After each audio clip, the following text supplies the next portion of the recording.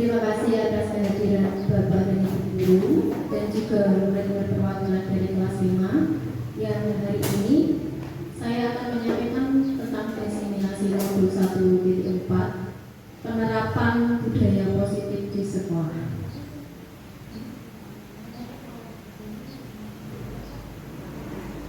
Nah, kaitannya dengan tujuan pendidikan menurut Ki Hajar Dewantara yaitu menuntut segala kodrat yang ada pada anak agar mereka dapat mencapai keselamatan dan kebahagiaan yang setinggi-tingginya, baik sebagai manusia maupun sebagai anggota masyarakat. Oleh sebab itu, pendidik sebagai seorang pendidik, kita dapat menuntut tumbuh hidupnya kekuatan kodrat yang ada pada anak-anak agar dapat memperbaiki lakunya untuk hidup dan tumbuh kekuatan kodrat pada anak. Nah, ini ada yang namanya kodrat alam dan bakat minat seorang anak ini berbeda-beda. Jadi kita sebagai seorang pendidik dan calon pendidik nantinya ini berharap bahwa pendidikan nanti tertuju kepada anak sesuai dengan kodratnya. Nah, apa itu budaya positif? Budaya positif itu merupakan nilai atau kebiasaan yang ditetapkan di sekolah yang berpihak pada murid agar mereka dapat berkembang menjadi pribadi yang kritis, penuh hormat, dan bertanggung jawab sesuai dengan profil pelajar Pancasila. Masih ingat anak-anak tentang profil pelajar Pancasila ada apa saja? Pertama, beriman dan bertakwa kepada Tuhan Yang Maha Esa dan pendidikan berkebinekaan global, bergotong royong, mandiri, kreatif, bernalar kritis. Nah, ini profil-profil pelajar Pancasila ini diterapkan di sekolah agar anak-anak dapat mengikuti perkembangan zaman. Nah, konsep ini dari budaya positif ini yaitu merupakan perubahan paradigma nilai-nilai kebajikan, kebutuhan dasar manusia, motivasi perilaku manusia pada posisi kolom guru, keyakinan kelas, dan segitiga restitusi. Nah, nanti ada beberapa hal yang saya bahas di sini berkaitan dengan budaya positif dan disiplin positif di sekolah. Apa itu pembelajaran dengan paradigma baru? Nah, setelah kita mengetahui apa saja itu profil pelajar Pancasila, nah di sini merupakan pembelajaran yang dirancang berdasarkan prinsip pembelajaran berdiferensiasi, sehingga para peserta didik belajar sesuai kebutuhannya berdasarkan tahap perkembangan sesuai teori psikologi modern untuk mewujudkan profil pelajar Pancasila. Nah, nanti pembahasan selanjutnya yaitu tentang pembelajaran berdiferensiasi. Nah, ini pembelajaran yang digunakan atau dilakukan sesuai dengan kebutuhan siswa. Nah, ini pembelajaran berdiferensiasi yaitu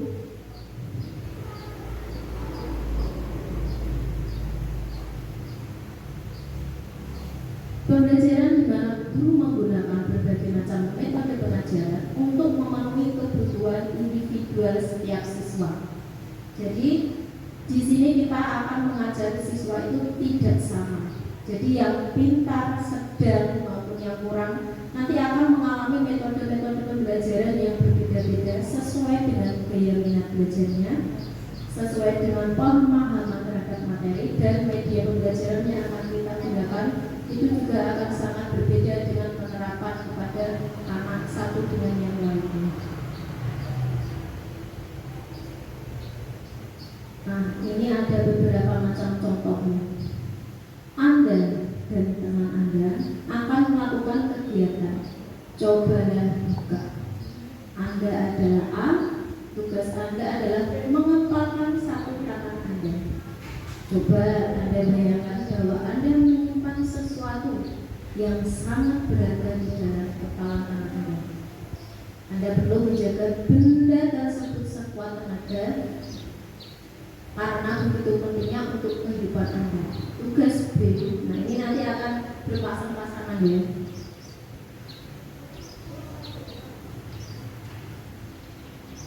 Nah, tugas B yaitu dengan segala cara membuka kepala tangan. Teman Anda B boleh membuka menggelitik bahkan menawari Anda uang agar Anda bersedia membuka kepala tangan. Coba Anda mempraktekkan kepada teman yang berada di sebelah Anda, yang salah satu mengepalkan tangan sekuat tenaga jangan sampai lepas, yang satunya berusaha membuka begitu kuat genggaman tangan kanan atau kiri boleh mengepal tangan kanan.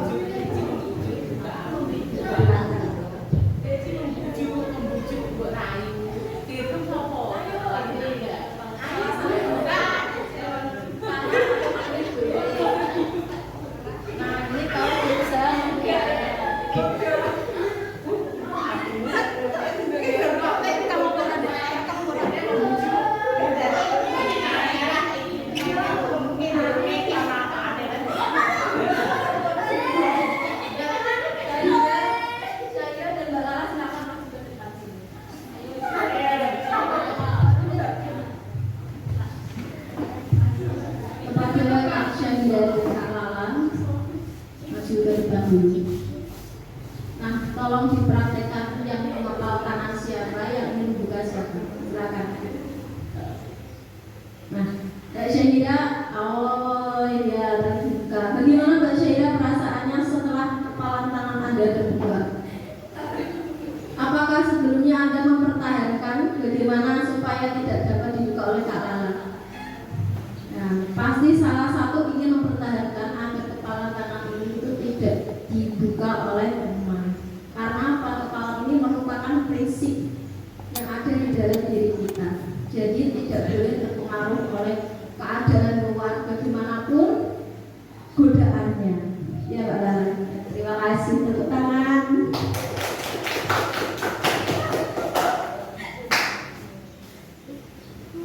Nah, intinya dari percobaan tentang pengepalan tangan tadi, kita tidak akan mampu mengontrol seseorang bila dia tidak mengizinkannya, atau mungkin karena sudah terbuka, mungkin karena pengaruh godaan-godaan itu jadinya kepalan tangan terbuka.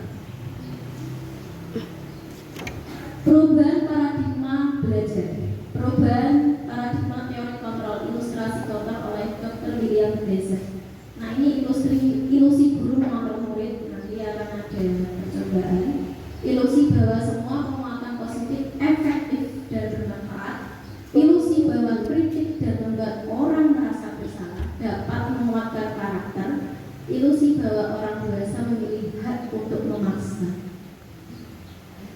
Nah, ini mengubah paradigma seperti yang ada di slide sebelumnya. Ini stimulus respon ke pendekatan teori kontrol. Nah, misalnya stimulus responnya, realitas kebutuhan kita sama, namun teori kontrol dan sebaran kita itu berbeda sebenarnya. Stimulus respon semua orang melihat hal yang sama. Teori kontrol setiap orang memiliki gambaran berbeda. Stimulus respon kita mencoba mengubah orang agar berpandangan sama dengan kita. Namun kalau teori kontrol, kita berusaha memahami pandangan orang lain tentang dunia. Stimulus respon perilaku buruk dilihat sebagai suatu kesalahan. Namun kalau teori kontrol, semua perilaku memiliki tujuan. Stimulus respon orang lain bisa mengontrol saya. Namun kalau teori kontrol, hanya ada yang bisa mengontrol. Stimulus respon, saya bisa mengontrol orang lain. Namun kalau teori kontrol, Anda tidak bisa mengontrol orang lain. Apakah di sini ada yang dikontrol seperti robot? Tidak. Nah, kalau stimulus respon, pemaksaan ada pada saat rujukan gagal. Namun kalau teori kontrol itu merupakan kolaborasi dan konsensus menciptakan pilihan-pilihan baru. Kemudian terakhir yaitu model. Nah, model berpikirnya ini kalau stimulus respon itu menang atau kalah, tapi kalau teori kontrol itu win-win solution. Jadi kita memilih solusi apa yang terbaik yang akan kita terapkan kepada perilaku kita selanjutnya. Nah, ini tentunya kalian sering mendengar kata disiplin. Nah, yang disiplin positif itu yang bagaimana? Bagaimana, ada yang tahu nggak tentang disiplin? Disiplin dari bahasa Latin disiplina yang berarti belajar. Makna asal dari kata ini berkonotasi dengan disiplin diri dari murid-murid Sokrates dan Plato. Disiplin diri membuat orang menggali potensinya menuju sebuah tujuan apa yang dia hargai. Namun dalam budaya kita, makna kata disiplin telah berubah menjadi sesuatu yang dilakukan seseorang pada orang lain untuk mendapatkan kepatuhan. Kecenderungan umum kata disiplin ini itu tidak nyaman bagi kata orang yang sering mendengarkan harus disiplin, berangkat sekolah tepat waktu sebelum jam 7 itu termasuk disiplin. Tapi kita tidak menanyakan kenapa kita harus berangkat jam 7 pagi.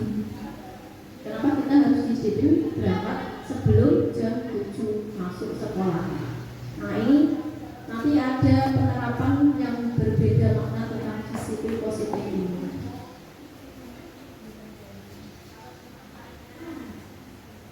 Disiplin itu sendiri memiliki arti yaitu kemampuan memerintah diri sendiri dalam mengontrol dan menguasai diri untuk memilih tindakan yang mengacu pada nilai-nilai yang kita hargai dan penuh tanggung jawab tanpa terperintah orang lain. Nah, nilai-nilai apa yang dapat menghargai diri kita sendiri? Nah, ini dimaksud dengan nilai kebajikan atau sifat positif manusia yang merupakan tujuan mulia yang ingin dicapai setiap individu, yaitu nilai-nilai dalam profil pelajar Pancasila. Nah, mengapa kita harus berangkat sekolah sebelum pukul 7 pagi? Itu adalah bertujuan untuk menghargai diri kita sendiri sebagai insan manusia, mengontrol diri sendiri. Oh, berarti kalau aku berangkat jam 7, lebih dari jam 7, saya akan merasa malu ditertawakan oleh teman, atau mungkin ada perasaan bersalah, ya kan? Saya berangkatnya jam 7 lebih, nah perasaannya tidak enak pasti di jalan, pasti tergesa-gesa. Untuk itulah kenapa kita mendisiplinkan diri kita sendiri, menghargai waktu. Saya berangkat kurang dari jam 7 dari rumah, boleh sampai sekolah sebelum jam 7 atau tepat jam 7, itu sudah menghargai waktu dan menghargai diri kita sendiri. Nah, apa itu kebutuhan dasar manusia? Kebutuhan dasar manusia kalau dalam ekonomi ada sandang, pangan, papan. Tapi kalau kebutuhan dasar manusia dalam mendisiplinkan diri ini yaitu keinginan yang kita dapatkan melalui perlakuan. Seluruh tindakan yang kita lakukan ini memiliki tujuan tertentu dan semua usaha terbaik yang kita lakukan adalah dalam rangka agar kebutuhan dasar kita terpenuhi dengan baik.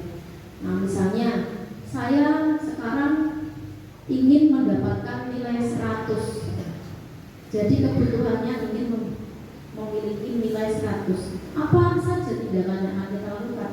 Tentunya belajar dengan rajin, sering bertanya hal yang tidak diketahui, dan banyak lagi hal yang akan kita lakukan.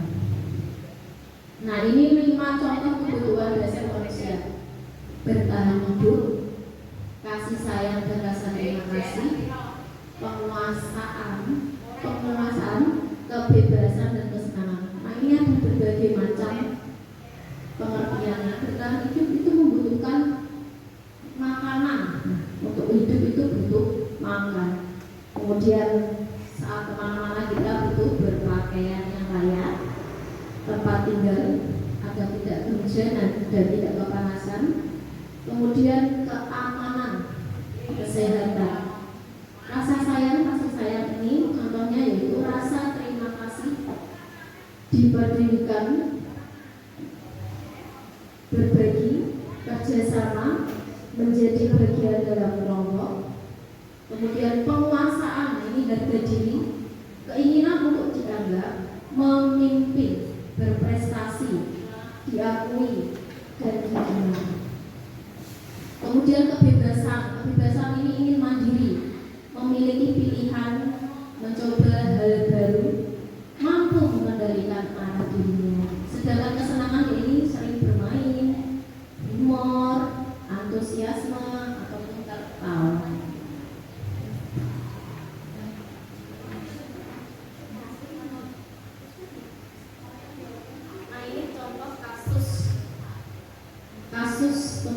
kedisiplinannya.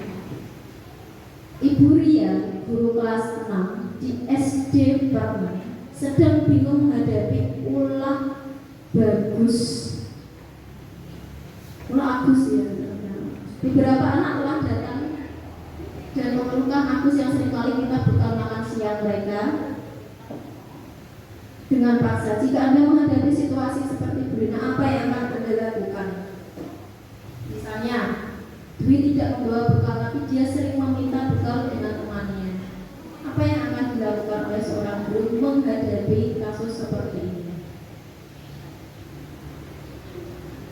Dalam konteks menerapkan disiplin positif Ibu ya, sebaiknya mencari tahu dulu. Nah, alasan Agus ini melakukan tindakan tersebut apa? Apa yang berusaha untuk dipenuhi Agus? Pertama, mungkin Agus merasa lapar.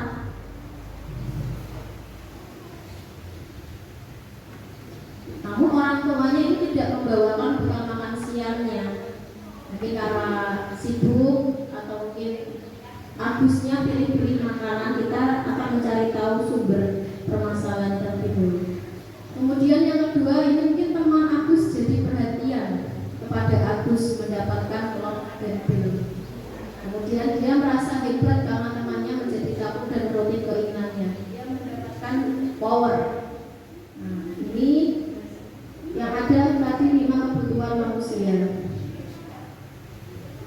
Kemudian apa? Agus merasa bosan dengan bekal yang dibawakan orang tuanya. Ini mungkin freedom, ini bebas. Kemudian kebutuhan yang dilakukan Agus yaitu bersenang-senang dengan melihat ekspresi wajah temannya yang takut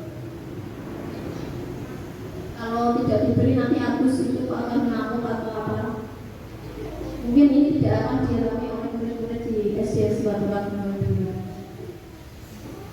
Nah, ini motivasi perilaku manusia ini untuk menghindari ketidaknyamanan atau hukuman, motivasi ekstrinsik dan motivasi intrinsiknya. Yang kedua itu untuk mendapatkan imbalan atau penghargaan dari orang lain. Terus yang motivasi intrinsik tadi untuk menjadi orang yang mereka inginkan dan menghargai diri sendiri dengan nilai yang mereka percaya. Ada 5 posisi kontrol guru. Nah, ini yang kalian sering menghadapi bapak ibu guru dalam mendisiplinkan kalian ya. Dan kita sebagai seorang didik perlu belajar mana posisi kontrol yang baik dan akan menunjukkan dampak positif bagi siswa nantinya. Nah, di sini ada 1 penghukum. Biasanya kalian yang sering terlambat dulu mungkin pernah dihukum mengelilingi lapangan, pernah menghormat bendera. Nah, ini penghukum ini sudah jarang kita temui saat ini. Membuat rasa bersalah. Nah, ini nanti kalian akan ditujukan pada rasa bersalah kalian. Kenapa kamu berangkat sekolahnya kesiangan? Kenapa? Nah, terus kemudian ini posisi guru sebagai teman. Nah, ini biasanya yang sering terjadi di tingkat SMP atau SMA. Guru memposisikan sebagai seorang teman. Kemudian pemantau. Nah, ini dipantau, kamu dipantau setiap hari apakah perilakunya sudah berubah atau belum. Kemudian ini manajer. Nah, ini kolaborasi dengan siswa dan guru untuk menemukan solusi yang baik yang berdampak baik ke depannya. Ini untuk posisi penghukum. Kalian pasti sering menemukan guru yang setiap pagi membawa penggaris ataupun membawa apa? Pukulan kasti, pernah. Nah, seorang penghukum ini biasanya menggunakan hukuman fisik ataupun hukuman verbal. Nah, biasanya anak ini menjadi sangat takut untuk bertemu dengan bapak atau guru yang sering membawa penggaris yang panjang.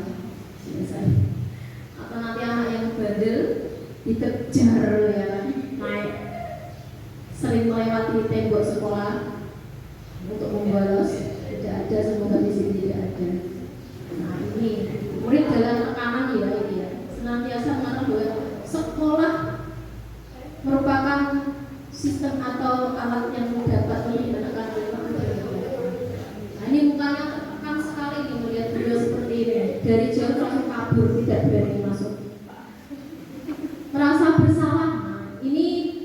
Biasanya kalian diposisikan sering merasa bersalah, akan bersuara lebih lembut. Berbeda dengan pengikut tadi yang membawa peralatan-peralatan menghardik ya. Nah, kalau membuat posisi bersalah ini menggunakan keinginan yang membuat orang lain merasa tidak nyaman, bersalah atau rendah diri. Nah, jadi nanti ini yang posisi guru biasanya mendayu-dayu, menasehati, kamu kenapa bisa terlambat? Tapi kamu diposisikan merasa bersalah terus. Nah, ini yang teman. Nah, sering ini yang seumuran, misalnya bapak dari guru masih muda-muda. Nah, ini sama anak-anak yang sudah puber, masuk puber. Nah, ini guru pada posisinya tidak akan menyakiti murid, namun akan tetap berupaya mengontrol murid melalui persuasi ajakannya. Posisi teman pada guru bisa negatif atau positif. Positif di sini berupa hubungan baik yang terjadi antara guru dan murid. Guru di posisi teman menggunakan hubungan baik, biasanya menggunakan humor supaya kalian tidak tegang. Namun negatifnya kurangnya sopan santun murid terhadap guru. Nah, ini untuk sedikit dihindari. Ya. Jadi di posisi ini bagus kita menjalin hubungan sebagai teman, tidak ada jarak.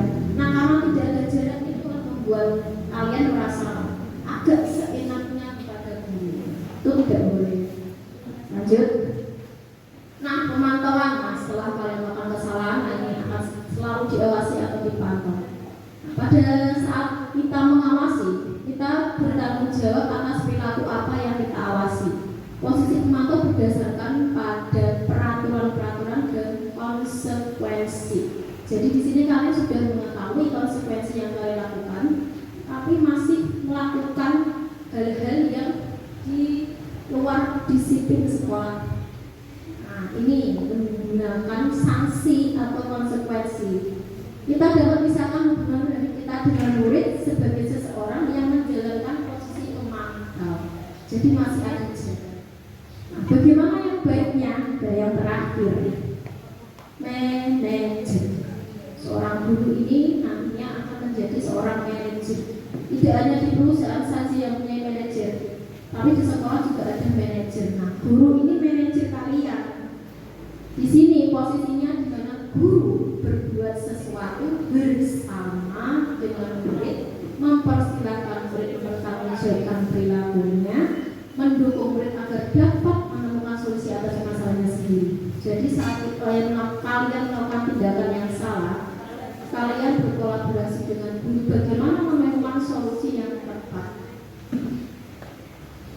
Contoh penerapan 5 posisi kontrol. Nah, kasusnya siswa tidak memakai atribut lengkap saat upacara bendera.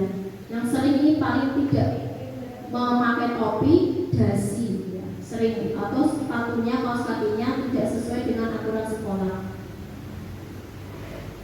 Nah, ini kalau di posisi penghukum, kalian pasti akan disuruh hormat pada bendera selama 1 jam. Pernah? Tidak ada semoga. Kemudian membuat masa bersalah. Nah, ini berapa kali bapak ibu harus memberitahu kamu selalu saja mengecewakan bapak ibu. Nah, ini kalau membuat rasa bersalah. Kemudian sebagai teman, misalnya kita berbahasa tidak terlalu formal. Ayo dong nak, ikuti aturan sekolah. Tolong bantu bapak ibu ya sekali ini. Ya sudah, tidak apa-apa. Lain kali jangan sampai berbuat seperti ini lagi. Kemudian pemantau. Kamu sudah melanggar peraturan sekolah, tapi kamu tahu kan konsekuensinya. Setelah upacara kamu beli atributnya ke koperasi dan jangan diulangi lagi. Ini sering ya, karena kalian mungkin lupa membawa topi hilang, dasinya hilang. Terakhir, nah ini kita akan menerapkannya, berlatih untuk menerapkan ke depannya. Apakah kamu tahu nah kesalahanmu apa? Oh, biasa. Kira-kira bagaimana kamu kerja? Nah, ini dicari solusinya bersama. Jadi anak ikut memikirkan bagaimana solusi yang tepat. Bagaimana kalau Mas Dirja tidak lengkap atributnya, Mas Dirja? Bagaimana caranya? Melengkapi.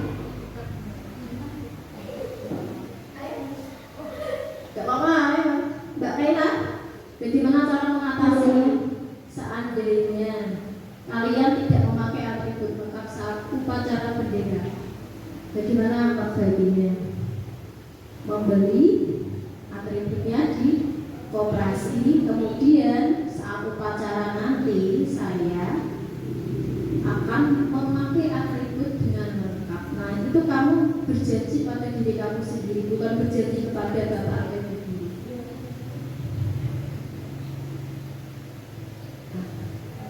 Posisi kontrol guru, pernyataan contohnya ini seperti tadi ya, membuat orang merasa bersalah, terhukum. Ini beberapa pernyataan yang nantinya kita ini akan berusaha sedikit-sedikit menerapkannya. Kalau di posisi kita masih sebagai teman, perlahan-lahan kita melakukan tindakan seperti manajer seperti ini. Bagaimana kamu bisa menyelesaikan masalah ini?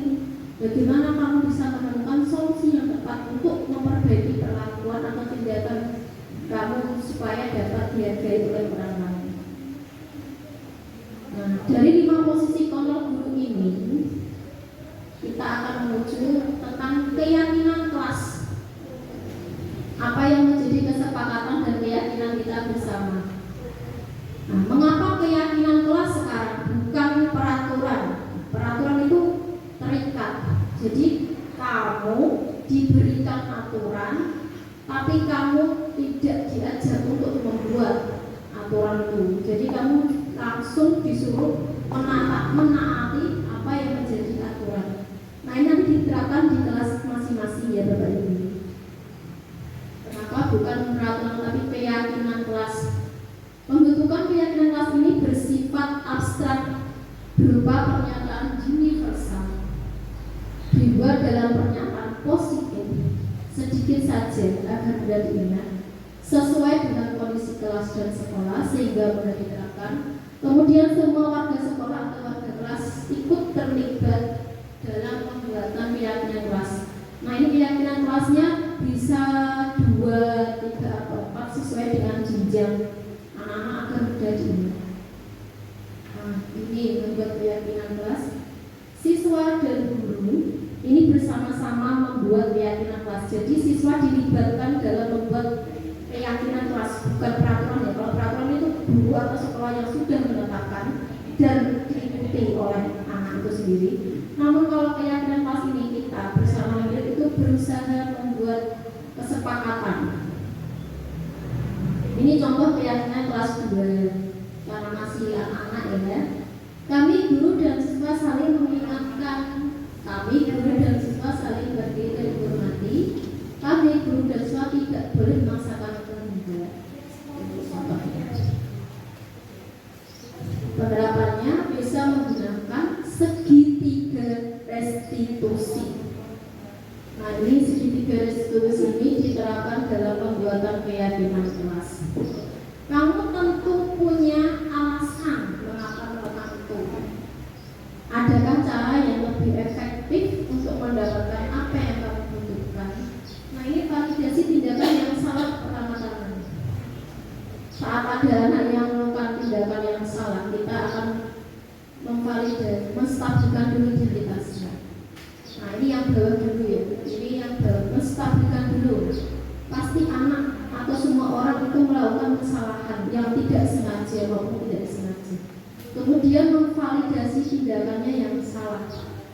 Alasan apa dia melakukan seperti itu? Kemudian apa yang membuat atau apa yang dibutuhkan anak tersebut sehingga melakukan tindakan yang salah. Kemudian menemukan keyakinan, menanyakan keyakinan. Nilai-nilai apa yang sebelumnya disepakati dalam keyakinan kelas. Kemudian bagaimana kamu ingin menjadi orang seperti apa? Apakah orang yang ingin tidak dihargai atau ingin dihargai? Nah, ini proses menciptakan kondisi bagi peserta didik untuk memperbaiki kesalahan mereka. Nah, sehingga mereka bisa kembali pada kelompok mereka dengan karakter yang lebih kuat. Jadi saat kalian melakukan tindakan yang salah, pasti guru akan menanyakan alasan tindakan, kemudian menanyakan keyakinan yang sudah kamu langgar dan kamu sepakati. Ini tahapan-tahapan dalam segitiga restitusi. Kata-kata yang sering atau yang akan kita ucapkan saat menemukan sebuah kasus. Pertama yang kita lakukan adalah menstabilkan identitas. Nah ini, ya nak, berbuat salah itu tidak apa-apa Mas Bija. Nah, tidak ada manusia itu yang sempurna, pasti semua orang mempunyai kesalahan. Nah, dulu waktu kecil itu juga pernah melakukan kesalahan seperti yang kamu lakukan. Jadi anak itu merasa ada temannya. Nah itu kita bisa menyelesaikan masalah ini. Bapak atau ibu tidak tertarik mencari siapa yang salah, tapi bapak dan ibu ingin mencari solusi dari permasalahan ini. Nah kamu berhak merasa begitu. Saatnya pada saat kamu dibully atau ditindas, tapi kamu merasa ingin balas dendam. Nah itu perbuatan yang salah. Bagaimana kita menemukan solusi yang tepat? Nah ini memvalidasi tindakan yang salah. Nah kamu pasti punya alasan mengapa kamu melakukan hal itu. Kamu patut bangga pada dirimu sendiri karena kamu telah melindungi sesuatu yang penting untukmu. Nah, misalnya ada pertengkaran dulu di sini ada yang kurang, bertemannya kurang ya. Nah, jadi nanti kita temukan solusinya bersama. Kemudian terakhir menanyakan keyakinan berdasarkan prinsip teori kontrol bahwa pada dasarnya kita termotivasi secara intrinsik dalam diri kita. Apa keyakinan luas kita? Nilai apa yang harus disepakati bersama? Seperti apa gambaran sebuah kelas yang ideal menurut kamu? Dan kamu itu ingin menjadi anak yang seperti apa? Orang yang seperti apa? Nah, di sini ada contoh diskusi masalah ada yang contohnya. Nah ini waktu di SMP ada kejadian yang oleh salah satu guru yaitu Basri. Terus kemudian kejadian yang terjadi pada hari ini ada salah satu murid bernama Bita. Menurut Bapak Basri, beliau dan beberapa guru lainnya merasa bahwa Bita berbohong. Saat guru-guru tersebut mengajar, Bita beberapa kali izin ke toilet. Pada awalnya guru-guru tersebut merasa biasa saja. Namun dalam 1 jam pelajaran Bita bisa beberapa kali izin ke toilet. Ketika ditanya alasannya, Bita selalu bilang sembelit. Setiap kali Bita izin ke toilet pun selalu diiringi dengan tawa dari teman-temannya. Beberapa guru berkata pada Bapak Basri bahwa mereka menawarkan Bita untuk pergi ke unit kesehatan sekolah, namun ditolak oleh Bita. Anda mengerti dengan situasinya dan akhirnya memutuskan untuk berbicara dengan Bita.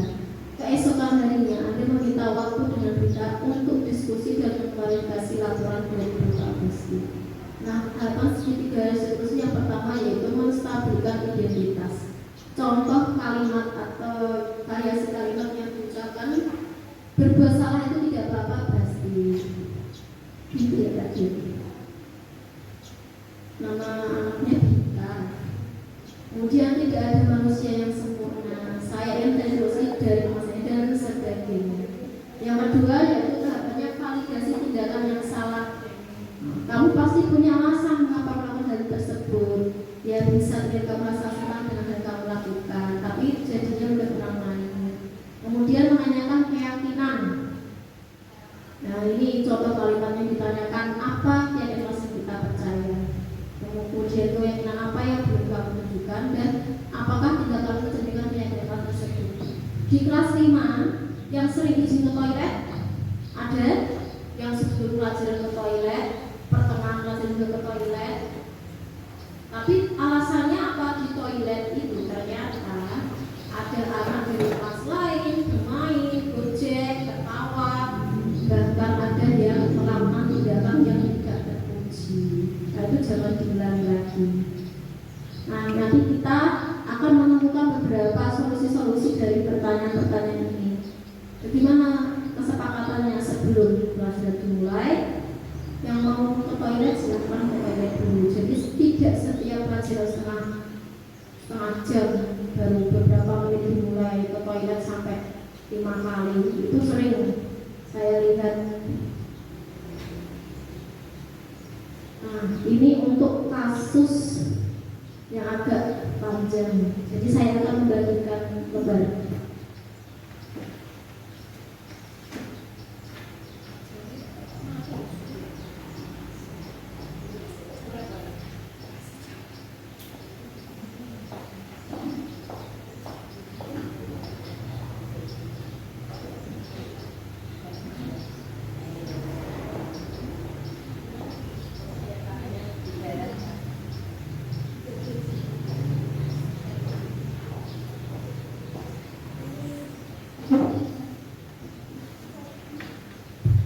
Boleh dibaca terlebih dahulu kasusnya di lembar soal yang saya berikan. Nah, ini ada beberapa pertanyaan. Nah, ini pertanyaan dalam kasus tersebut.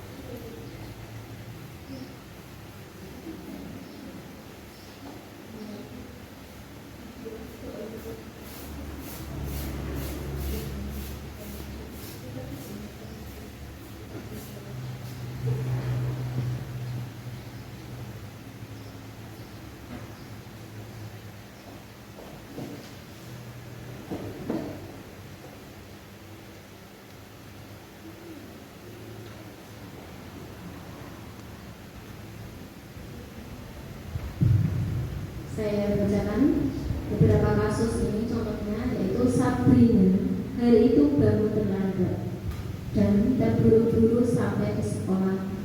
Dia pun akhirnya sampai di gerbang sekolah, tapi baru menyadari kalau tidak menggunakan sepatu hitam seperti tertera di peraturan sekolah. Di depan pintu kelas, Bapak Lukman memperhatikan sepatu Sabrina yang berwarna coklat. Sabrina berusaha menjelaskan bahwa dia terburu-buru dan salah mengenakan sepatu. Pak Lukman menanyakan Sabrina, apa peraturan sekolah tentang seragam warna sepatu? Sabrina menjawab sudah mengetahui sepatu harus berwarna hitam, namun terburu-buru dan salah mengenakan sepatu. Selain tidak mungkin kembali pulang karena rumahnya jauh sekali, Pak Lukman tetap bersikeras pada peraturan yang berlaku dan mengatakan, ya sudah, kamu sudah melanggar peraturan sekolah, kamu salah, sudah terlambat, salah pula warna sepatunya. Segera buka sepatumu kalau tidak bisa mengenakan warna sepatu sesuai peraturan. Sabrina meminta maaf dan memohon kembali kepada Pak Lukman agar tetap dapat mengenakan sepatunya dan berjanji tidak akan mengulangi perbuatannya. Namun Pak Lukman tidak mau tahu. Tidak, kamu telah melanggar peraturan sekolah. Kalau tidak sanggup ambil sepatu di rumah atau diantarkan sepatu ke sekolah. Ya sudah, kamu tidak bersepatu saja seharian di sekolah. Sekarang copot sepatumu dan silahkan belajar tanpa sepatu seharian. Sabrina pun dengan berat hati mencopot sepatunya dan memberikannya kepada Pak Lukman. Seharian dia tidak berani pergi ke sekolah karena malu dan lebih banyak berdiam diri di kelas tanpa alas sepatu.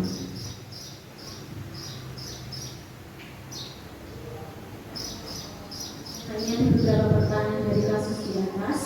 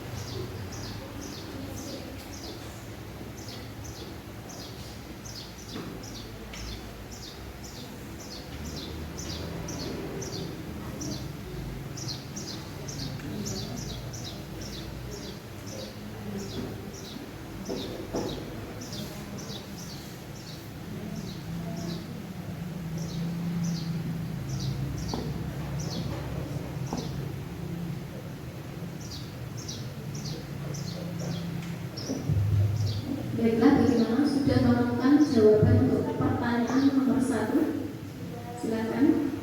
Boleh angkat tangan dan maju ke depan untuk menjelaskan. Boleh berdiskusi dengan teman sebagainya tadi ya. Silakan bismillah menjawab salah satu.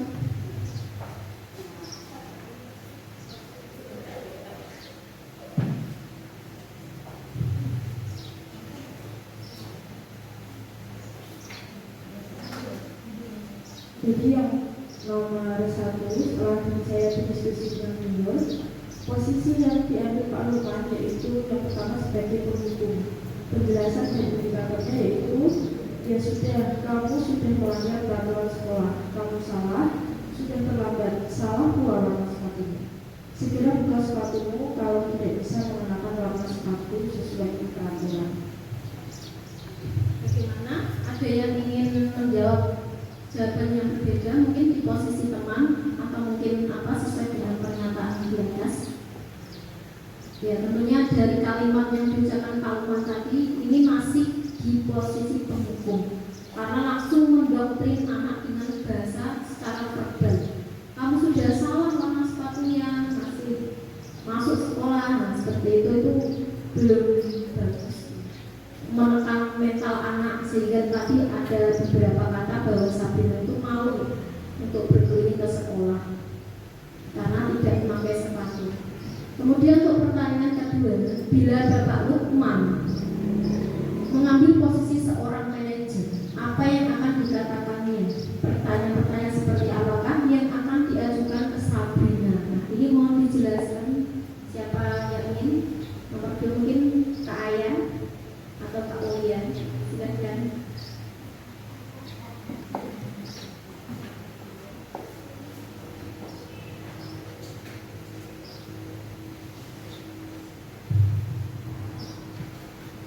Baik, saya izin menjawab. Apabila Bapak Lukman itu mengambil posisi sebagai seorang manajer, Pak Lukman itu sebaiknya mengatakan, apa kamu tidak tahu bahwa perilakumu ini melanggar peraturan sekolah? Kemudian selain kata-kata itu juga Pak Lukman bisa mengatakan, jika kamu sudah menyadari bahwa perilakumu itu melanggar peraturan sekolah, apakah kamu bersedia untuk memperbaiki perilakumu itu? Kemudian selain itu Pak Lukman juga bisa mengatakan bagaimana cara kamu untuk memperbaiki kesalahan yang sudah terjadi. Seperti itu, Bu. Terima kasih Kak Ulian. Kemudian untuk jawaban yang terakhir, kira-kira ini seandainya saja menjadi kepala sekolah, kira-kira bagaimana nilai kebajikan apa yang ingin dituju oleh peraturan kok sepatu berwarna hitam? Kemudian bagaimana Anda menyikapi langkah yang diambil Pak Lukman menjadi kasus tersebut? Nah, ini yang terakhir. Tolong untuk Kak Merlin. Ya, silakan. Bagaimana seandainya?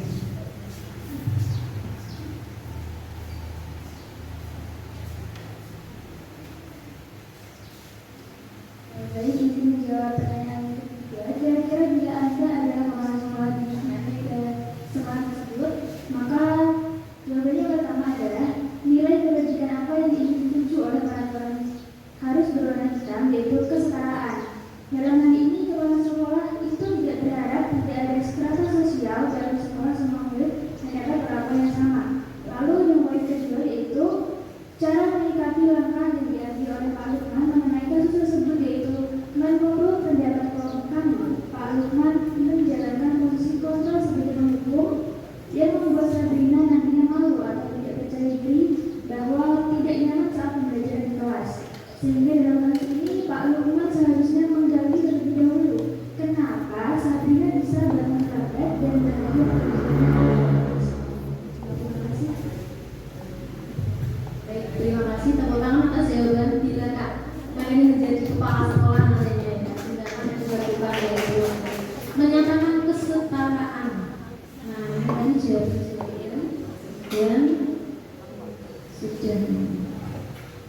Jadi sekolah itu kenapa membuat peraturan itu hanya untuk menyetarakan. Jadi murid satu dengan yang lainnya itu sama, menaati peraturan yang sama.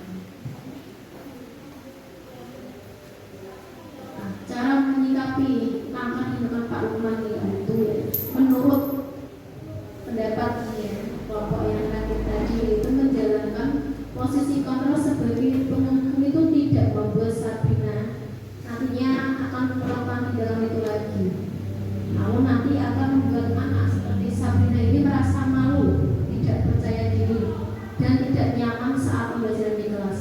Sehingga dalam kasus Pak Lukman seharusnya menggali terlebih dahulu kenapa Sabrina bisa bangun terlambat dan berakhir terjadinya pelanggaran tersebut. Mungkin saja saat itu dia lupa mencuci sepatunya yang berwarna hitam. Waktu itu tergesa-gesa, mungkin malamnya dia membantu orang tuanya menyiapkan pekerjaan. Mungkin orang tuanya Sabrina berdagang di pasar pagi. Nah, kita tidak tahu kenapa Sabrina bisa terlambat memakai sepatu yang beda sesuai aturan. Nah, ini nih contoh dulu waktu saya mencoba menerapkan. Bisa ditonton terlebih dahulu.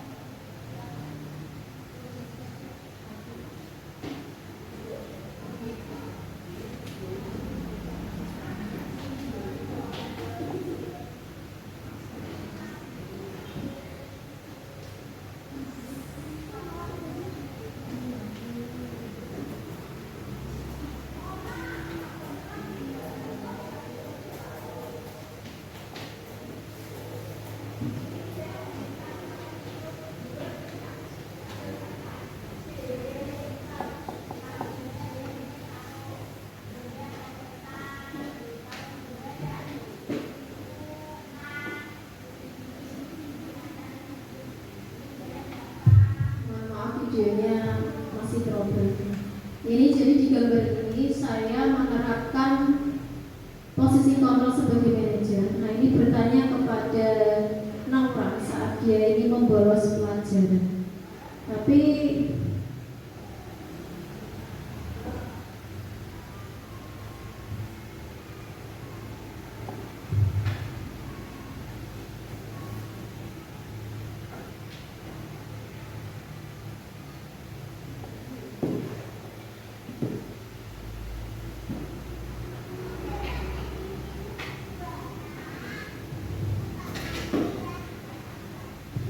jadi ini kita akan mempraktikkan nanti di kelas masing-masing maupun di kehidupan sehari-hari sebagai posisi kontrol seorang guru penghukum. Ini sebisa mungkin kita hindari atau membuat anak merasa bersalah sehingga rendah diri. Kemudian teman untuk memberi jarak bahwa kita sebagai seorang guru dan seorang anak ini perlu dididik ya. Kemudian sebagai pemantau, nah kita anak itu pasti tahu apa yang dia lakukan. Tidak perlu kita pantau setiap hari sehingga anak merasa tertekan kalau sering dilihat oleh gurunya. Kemudian posisi manajer ini kita berkolaborasi dengan anak-anak supaya menemukan solusi yang tepat nantinya sehingga anak ini harga dirinya tidak terlukai. Jadi anak merasa nyaman, aman di sekolah, sedangkan guru juga aman, memantau, mengawasi, membimbing, menuntun anak menjadi pribadi yang lebih baik lagi ke depan. Kesimpulan dari hari ini yaitu, nah, kita sebagai guru kita harus mengetahui sehingga nantinya waktu ketika ada permasalahan kita bisa menyelesaikan masalah dengan menggunakan segitiga restitusi tadi agar dapat menentukan perilaku yang menunjukkan motivasi intrinsik anak. Jadi anak nanti akan menemukan solusi sendiri atas permasalahan yang dia lakukan. Nah, dari sini apakah ada pertanyaan yang ditanyakan mengenai segitiga restitusi tadi, urutannya? Yang langkah pertama menstabilkan keadaan, kemudian menvalidasi tindakan yang salah, kemudian menanyakan keyakinan. Untuk kesepakatan kelas nanti bisa diterapkan untuk di kelas masing-masing mengikuti panduan ya, jadi kita berkolaborasi dengan anak-anak nantinya.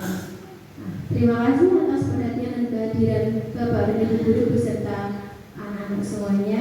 Wassalamualaikum warahmatullahi wabarakatuh.